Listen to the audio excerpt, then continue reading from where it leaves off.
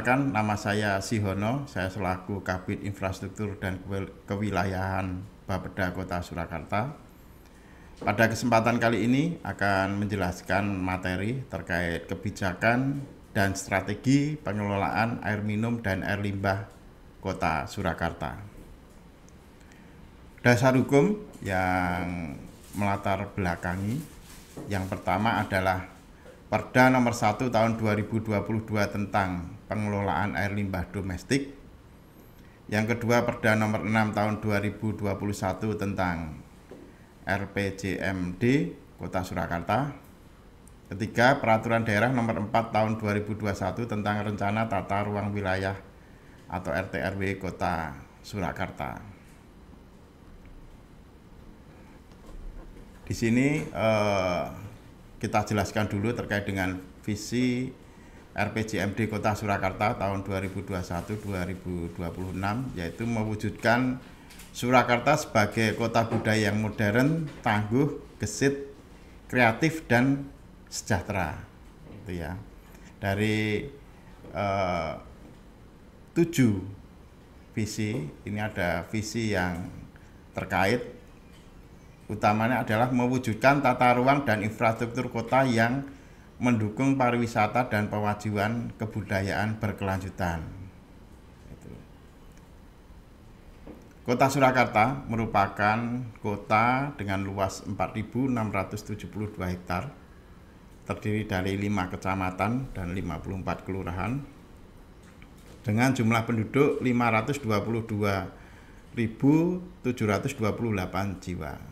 Jadi kepadatan penduduk sekitar 11.180 per kilometer persegi. Ini merupakan penduduk terpadat di Jawa Tengah.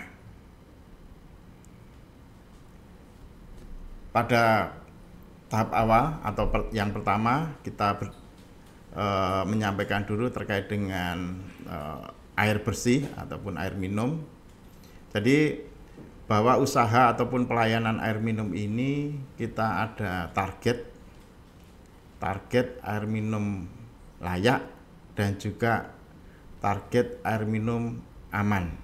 Jadi kalau yang aman ini adalah air minum yang sifatnya bisa langsung diminum. Jadi kalau layak itu bisa dimanfaatkan sehari-hari atau untuk kebutuhan sehari-hari. Jadi kalau akses air bersih layak apa?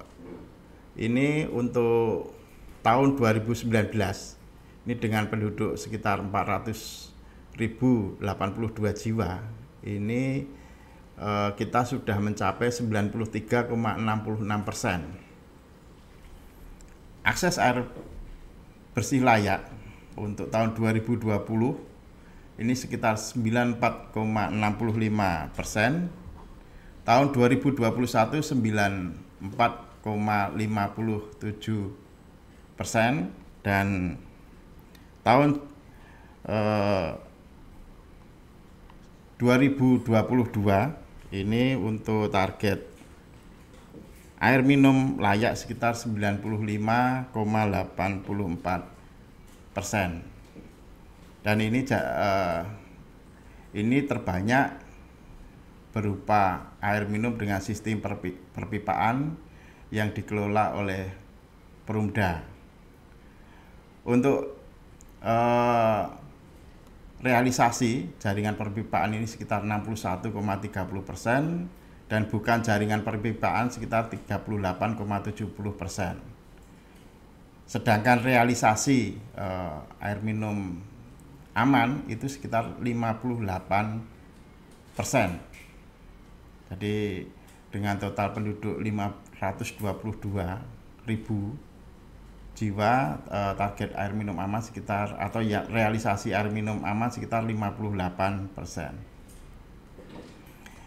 Sistem penyediaan air minum di Kota Surakarta ini sebenarnya bukan hanya Perumda tapi juga kita kenal adanya kelompok swadaya masyarakat berupa KSM ataupun KPP. Jadi kalau Perumda ini melayani kurang lebih berdasarkan data 2021 sekitar 57.648 SR atau sambungan rumah. Nah, untuk yang penduduk itu sekitar 32.805 unit untuk sumur dangkalnya. Sedangkan KSM-nya ini juga sisanya dilayani oleh KSM. KSM ini biasanya terbentuk dari kegiatan-kegiatan proyek pembangunan sumur dalam. Yang setelah proyek tersebut terbangun, ini dibentuk kelompok swadaya masyarakat untuk mengelola dan memanfaatkan. Jadi ada sekitar 67 KSM atau KPP. Ini KSM ini untuk sumur dalam dan juga master meter ya. Jadi kalau master meter itu kami jelaskan di sini, misalnya suatu daerah yang kawasan misalnya MBR-nya banyak, ini tidak masing-masing rumah tangga itu langsung berlangganan ke PDAM, tapi dikelola oleh masyarakat, dijadikan satu master meter atau meter air gitu ya, yang nanti pembayarannya secara kolektif gitu ya, pada kawasan tersebut membayar ke PDAM, itu untuk master meter. Sedangkan untuk sumur dalam ini yang dikelola KSM, ini biasanya dari KSM tersebut berdialog ataupun musyawarah untuk menentukan target besaran iuran yang digunakan untuk pengelolaan maupun pemeliharaan. Kondisi penyediaan air bersih di Kota Surakarta gitu ya. Jadi penyediaan SPAM, Sistem Pelayanan Air Minum Kota Surakarta, SPAM jaringan perpipaan dikelola oleh Perumda Air Minum dan kelompok swadaya masyarakat, yang biasanya KSM ini dibangun melalui pendanaan DAK maupun pendanaan yang lain. Dan juga ada SPAM tapi bukan jaringan perpipaan. Jadi kalau kita bagi wilayah layanan ini bisa dilihat di peta. Untuk yang biru adalah wilayah pelayanan Perumda Air Minum, yang agak merah itu wilayah pelayanan jaringan perpipaan non Perumda Air Minum. Ini biasanya melalui KSM. Dan juga ada sumur-sumur air itu yang titik-titik biru. Jadi seluruh wilayah Kota Surakarta ini sebenarnya sudah terlayani air bersih, cuma memang target ataupun standar layanan yang layak maupun yang aman ini yang harus kita perbaiki sehingga seluruh jaringan ini kedepannya aman untuk dikonsumsi oleh masyarakat. Inovasi pencapaian target air minum ini kalau di Kota Surakarta yaitu seperti yang kami sampaikan tadi, ada pembangunan master meter, penyambungan meter air jaringan Perumda Air Minum ini ada 12 KSM. Terus pemenuhan air baku dengan SPAM regional Wasusokas yaitu tahap 1 sekitar 250 liter per detik, tahap 2 sekitar 500 liter per detik. Jadi Kota Surakarta ini dilayani penyediaan air minumnya oleh pemanfaatan air baku dari Sungai Bengawan Solo, dan yang kedua adalah dari mata air Cokro, ini wilayah tengah, sementara untuk yang Bengawan Solo adalah wilayah utara dan selatan. Juga pengambilan sumur dalam yang dilakukan atau dikelola oleh KSM yang sudah terbentuk. Nah, harapan kita ke depan bahwa seluruh pengambilan air tanah ini bisa kita alihkan pada pengambilan air curah dari permukaan. Karena apa? Ini terkait dengan upaya konservasi, karena kondisi CAT dari daerah tangkap air di Kota Surakarta ini kondisinya sudah merah. Kondisi merah ini kita harus bukan berarti tidak boleh mengambil air tanah, tapi kita juga harus mengendalikan perkembangan air tanah atau membatasi pemakaian air tanah. Karena kalau upaya ini tidak kita lakukan, air tanah akan berkurang dan ini mempengaruhi struktur maupun kelestarian lingkungan. Jadi kalau di Kota Surakarta ini misalnya pengambilan air tanahnya tidak terkendali, yang habis duluan bukan di kota, tapi di kabupaten di bagian hulu, seperti di Klaten, di Karanganyar, dan lain sebagainya. Ini yang paling habis duluan. Ini sesuai informasi dari ESDM yang kami terima. Nah, makanya ini harus kita kendalikan. Nanti kalau semua atau debit yang dibutuhkan untuk kebutuhan air minum ini bisa tercukupi, air tanah ini bisa kita matikan atau kita kurangi mulai dari yang dikelola oleh PDAM. Jadi nanti kita murni memanfaatkan air baku permukaan. Untuk sisi utara tadi pada tahap 1 melalui proyek Wosusukas yang diinisiasi provinsi dengan mengambil langsung air itu Bengawan Solo, tapi posisinya di waduk. Jadi dari waduk dibangun perpipaan sampai ke titik pengambilan air di Kota Surakarta. Ini apa manfaatnya? Manfaatnya kita bisa memperoleh air baku yang relatif belum tercemar terlalu banyak.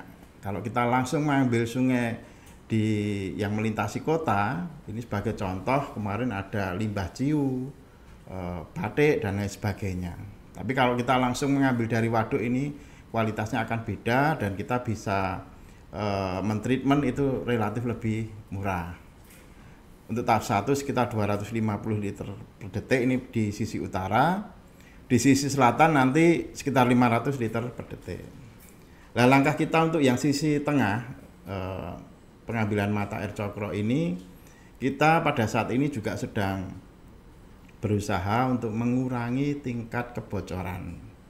Jadi tingkat kebocoran air itu mulai dari mata air Cokro sampai Kleco sampai reservoir Jebres yang kita miliki. Jadi kalau ini bisa kita kendalikan tingkat kebocorannya, harapan kita air dari Cokro kurang lebih sekitar 360-380 liter per detik bisa kita manfaatkan utuh untuk pelayanan kota bagian tengah. Dan ini nanti terutama untuk yang Cokro ini bisa kita kondisikan untuk target-target air minum yang aman, layak untuk minum. Tentunya ini butuh usaha atau kerja keras kita semua. Nah, untuk KSM bagaimana? Untuk KSM kita selalu mendampingi KSM bagaimana mengelola sumur-sumur yang telah terbangun. Jadi baik secara teknis maupun manajerial. Tadi kalau untuk manajerial mungkin tata kelola, dan kita dorong KSM itu supaya berbadan hukum. Sehingga kalau berbadan hukum, aset-aset maupun hal-hal terkait legal ini bisa kita lakukan dengan lebih baik. Jadi kalau asetnya sudah jelas, ini siapa yang mengelola, siapa yang memelihara, ini akan lebih mudah. Apabila dari pemerintah kota akan memberikan hibah, itu mudah. Selanjutnya terkait dengan KSM ini, kita juga mendampingi terkait dengan teknis. Jadi teknis misalnya bagaimana perbaikan-perbaikan yang bisa dilakukan. Jadi perbaikan tidak sporadis hanya pada saat terjadi kerusakan. Biasanya kan masyarakat seperti itu. Nek ra rusak ya wis ora diapa-apake, tapi nek rusak lagi bingung. Nah ini kita dampingi secara teknis baik melalui Bapeda maupun DPUPR. Nah, pendampingan ini juga dilakukan untuk menentukan iuran. Jadi iuran itu sebenarnya ada kandungan-kandungan yang perlu diakomodir. Jadi bukan iuran semampunya dalam arti mungkin pokok setujunya ini murah. Tapi nanti kalau ada kerusakan siapa yang akan membiayai dan lain sebagainya, itu tentunya harus dipikirkan semua. Sehingga KSM itu bisa berdiri mandiri, bisa maju dan lain sebagainya. ini selain Perumda, jadi KSM yang ada di Kota Surakarta, bisa dilihat ini hanya salah satu, hanya contoh ya. Di KSM Tirtamulya, KSM 28 dan lain sebagainya. Ini yang sudah berjalan dan selalu kita dampingi. Nah, ini untuk air bersih, gambarannya seperti itu. Bagaimana kita mengembangkan sumber air bakunya, baik usaha kita melalui perbaikan pipa air Cokro maupun penambahan air baku dari Sungai Bengawan Solo, serta usaha kita. Setelah itu terbangun, kita mencoba mengembangkan SR-SR atau sambungan-sambungan rumah, baik SR baru maupun SR lama yang perlu diperbaiki kondisi perpipaannya. Karena kalau ini air baku dari Bengawan Solo maupun Cokro ini bisa kita suplai dengan lebih baik, tentunya akan merubah tekanannya akan lebih tinggi. Nah, ini tentunya butuh perbaikan-perbaikan sehingga air itu bisa langsung dimanfaatkan oleh masyarakat. Nah, ini setelah air bersih, kita menginjak pada materi selanjutnya, yaitu terkait dengan kondisi sanitasi, gitu ya. Kalau kondisi sanitasi pada tahun 2022 ini untuk sanitasi layak itu kita sudah mencapai 97,32%. Sementara yang aman 61%. Ya, usaha kita ini sebenarnya dimulai jauh sebelumnya. Jadi tahun 2019 kita 95,37, 2020 yang layak itu 96,09, 2021 itu sekitar 97,20%. Sebenarnya pemerintah Kota Surakarta ini punya semacam embrio dalam prasarana sanitasi, yaitu kita punya riol kota itu peninggalan Belanda. Jadi riol kota ini terbagi menjadi dua, yaitu sistem Kasunanan dan sistem Mangkunegaran. Jadi kalau sistem Kasunanan itu penggelontor airnya itu dari Taman Balekambang sampai ke Kasunanan. Mohon maaf, untuk yang Mangkunegaran itu dari Balekambang ke Mangkunegaran, dan untuk Kasunanan itu dari pintu air Kleco ke Kasunanan. Itu yang sisi selatan Slamet Riyadi dan utara Slamet Riyadi. Nah, sistem ini dikenal dengan riol kota, itu pakai semacam bis gitu ya, bis kedalaman sekitar 3 meter justru. Dari 3 meter dengan dimensi bis itu sekitar 30-60. Ini sistem lama yang sudah terbangun. Nah, dulu kita sebelum ada divisi air limbah di Perumda, kita ada seksi di DPUPR itu namanya engineering, jadi penyihatan lingkungan. Jadi yang dikenal adalah penyihatan lingkungan. Nah, ini merupakan embrio terbentuknya divisi air limbah di Perumda. Jadi setelah adanya proyek P3KT pada saat itu tahun 1998-99 ini dibangun sistem yang lebih baik. Ini untuk pengelolaan air limbah ini berada di Perumda air minum, jadi dijadikan satu. Ada plus minus, jadi kalau yang pengelolaan dijadikan satu, gitu ya. Nanti akan kami ceritakan, tapi yang di sini kita jelaskan dulu. Sebenarnya untuk sanitasi ini ada dua, SPAL DT dan SPAL DS. Tadi sistem pengelolaan air limbah domestik terpadu atau terpusat, dan juga sistem SPAL DS itu sistem pengelolaan air limbah domestik setempat. Kalau yang terpadu itu pakai jalur perpipaan yang tadi kami sampaikan, dikelola oleh PDAM. Ada 3 IPA Semanggi kapasitas 60 liter per detik dengan desain kapasitas itu sekitar 13.000 SR dengan zona pelayanan existing wilayah selatan 11.180 SR. Jadi ada idle capacity atau kapasitas yang belum termanfaatkan sekitar 2.000-an. Untuk yang bagian utara ada IPA Mojosongo dengan kapasitas 50 liter per detik dengan kapasitas desain 10.000 SR. Zona pelayanan existing ini sekitar 6.864. Itu ada idle capacity sekitar 3.200-an SR. Untuk IPA Pucang Sawit ini melayani wilayah tengah, kapasitasnya 40 liter per detik dengan kapasitas desain 6.000 SR. Zona pelayanan existing wilayah tengah ini 917 SR. Ini masih banyak SR yang bisa dikembangkan. Jadi idle capacity itu totalnya ada 10.034 SR atau sambungan rumah. Ini berdasarkan data Perumda Oktober 2022. Tentunya ini kita harus mengembangkan SR ini karena kapasitas masih banyak, dan ini untuk mencapai target sanitasi layak maupun aman.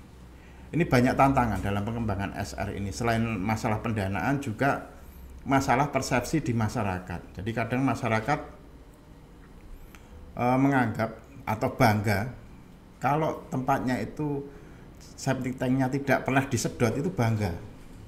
Padahal itu sebenarnya bocor gitu ya. Dan bocornya itu merembes ke tanah masuk ke misalnya ke sumur. Jadi bakteri kolinya kemana-mana. Ini tentunya bukan hal yang kita inginkan. Dan masyarakat harus disadarkan sebenarnya septic tank itu harus disedot. Itu minimal sekitar 3 tahun sampai 5 tahun itu harus disedot secara berulang. Dan ini desain dari Perumda untuk melakukan penyedotan dengan menyediakan IPLT Putri Cempo yang kapasitasnya sekitar 45 meter kubik per hari. Tapi karena L2T2 ini sosialisasinya gencar dilakukan, ini banyak masyarakat yang melakukan sedot tinja. Ini yang datang dari rencana 45 meter kubik per hari, yang datang sekitar 120 meter kubik per hari, jadi melebihi kapasitas yang ada. Nah, ini pada saat ini pemerintah Kota Surakarta berusaha melakukan uprating melalui pendanaan yang mungkin bisa dilakukan, misalnya melalui Bank Dunia dan lain sebagainya, sehingga kapasitas bisa menjadi 200 meter kubik per hari. Jadi kalau ini sudah 200, program L2T2 jalan, ini tentunya target sanitasi layak maupun aman, terutama melalui dari SPAL-DS gitu ya, SPAL-DS maupun komunal yang juga disedot, ini bisa tercapai. Untuk tarif sistem pengelolaan air limbah domestik ini dari Perumda melalui Perwali nomor 6 tahun 2018. Ini untuk yang terpusat. Sementara untuk yang L2T2 nomor 5 tahun 2018. Prinsipnya tarif ini kalau tarif rumah tangga biasa, komersial ini dibedakan. Dan ini seperti kami sebutkan tadi bahwa air limbah ini diikutkan dalam Perumda air minum, ini ada keunggulannya. Jadi karena Perumda itu kan sistemnya sudah berjalan. Jadi kalau ada instalasi yang dimasukkan dalam sistem berjalan itu relatif mudah. Dan tagihannya bisa ikut. Misalnya tagihan air minum itu di dalamnya sudah ada kandungan tagihan air limbah. Jadi belajar dari kabupaten kota yang lain yang dipisahkan itu ternyata ada kendala sendiri. Jadi air minumnya sendiri, air limbahnya sendiri, masyarakat merasa itu menjadi sebuah beban yang berbeda apabila itu menjadi satu tagihan. Dan satu tagihan ini relatif lebih mudah penarikannya daripada yang berbeda atau dua tagihan.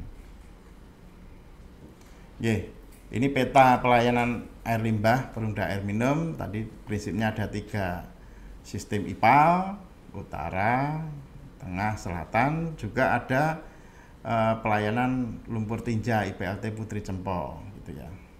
Ini sebenarnya IPLT Putri Cempo itu dibangun tahun 1993, itu awalnya cuma 26 meter kubik gitu. Tapi pada karena kebutuhan perkembangan kota pada tahun 2015 ini ditingkatkan menjadi 45 meter kubik.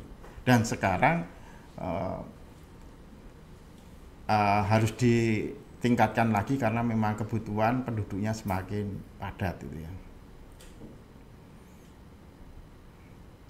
Ini kondisi SPAL DS. Jadi kalau yang tadi terkait dengan SPAL DT terpusat, kalau SPAL DS itu memang ada sistem penghubungnya. Jadi dari septic tank setempat maupun komunal setempat ini pakai tangki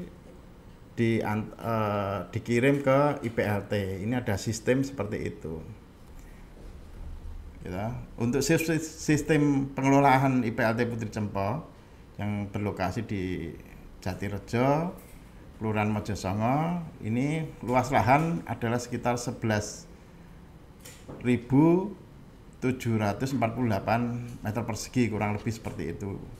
Kapasitas 45 meter kubik dan pengolahannya sudah over capacity, tadi sudah kami sebutkan sekitar 110-120 meter kubik per hari. Sistem pengolahan yang digunakan adalah anaerobik fakultatif dan rencana untuk optimalisasi nanti dinaikkan jadi 200 meter kubik per hari. Untuk subsistem pengangkutan dilakukan oleh pemerintah kota melalui Perumda kerjasama dengan sedot tinja swasta. Jadi di sini kita untuk truknya bekerja sama dengan swasta. Perumda menggunakan sistem L2T2 atau layanan dengan total pelanggan untuk L2T2 itu ada sekitar 44.295 rumah gitu ya. Ini cukup tinggi dan L2T2 program L2T2 di Kota Surakarta dianggap salah satu yang berhasil dan perlu dikembangkan lagi. Dan sering kita menjadi proyek percontohan karena tidak semuanya bisa berjalan di kabupaten kota yang lain proyek L2T2.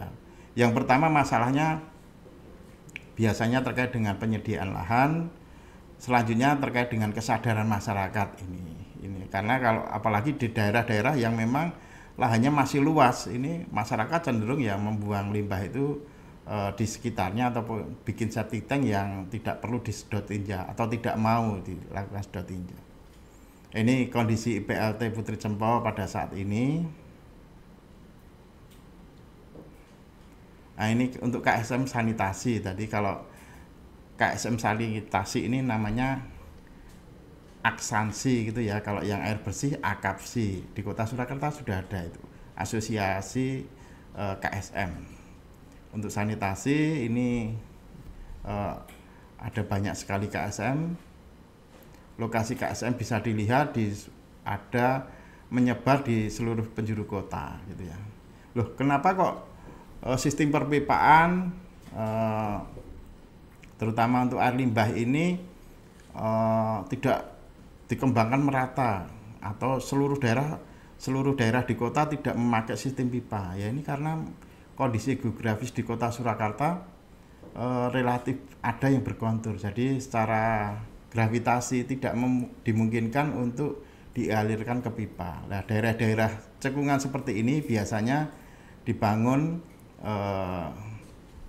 SPAL DS gitu ya, ipal-ipal komunal. Ini KSM air bersih ada 22, KSM air limbah 96, totalnya 118 KSM. Dan ini data ini sebenarnya data lama. Kegiatan atau program-program baru kalau digabungkan mungkin sudah lebih dari ini.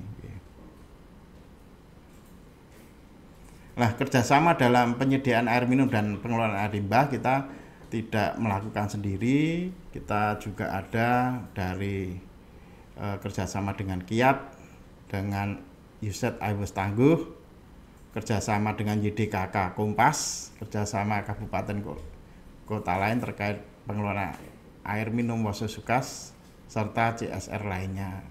Jadi kalau mungkin yang kami garis bawahi untuk iWash Tangguh ini pendekatannya adalah soft touch gitu ya. Jadi dia tidak ada proyek secara fisik tapi ikut menyadarkan masyarakat supaya menerima misalnya program-program yang dilakukan pemerintah, kesadaran masyarakat terkait dengan kesehatan lingkungan dan lain sebagainya gitu ya.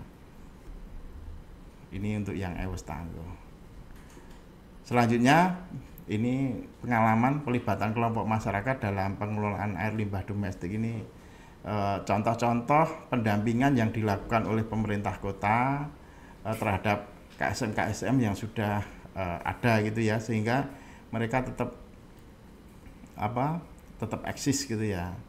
Dan ada pendampingan juga kelompok masyarakat di berbagai level dan level diskusi dan event gitu ya, ada musren bangkel dan lain sebagainya. Sosialisasi untuk meningkatkan kesadaran masyarakat dan lain sebagainya ya. Selanjutnya terkait dengan ini, karena memang air minum dan air limbah itu bisa berhasil, itu bukan hanya pemerintah yang harus berjalan, tapi juga perlu dukungan dari masyarakat. Ini baik dari masyarakat berupa KSM maupun kelompok-kelompok yang lain. Ini kita libatkan. Demikian kebijakan pemerintah kota terkait dengan pengelolaan air minum dan air limbah Kota Surakarta. Pada kesempatan kali ini mungkin penjelasan kami tidak menjelaskan semua ataupun secara detail karena keterbatasan waktu dan materi. Ini tidak kami jelaskan semua. Kami mohon masukan apabila nanti dari Bapak Ibu semua mempunyai ide-ide maupun hal-hal yang bisa kita lakukan bersama demi perbaikan pelayanan di pemerintah Kota Surakarta.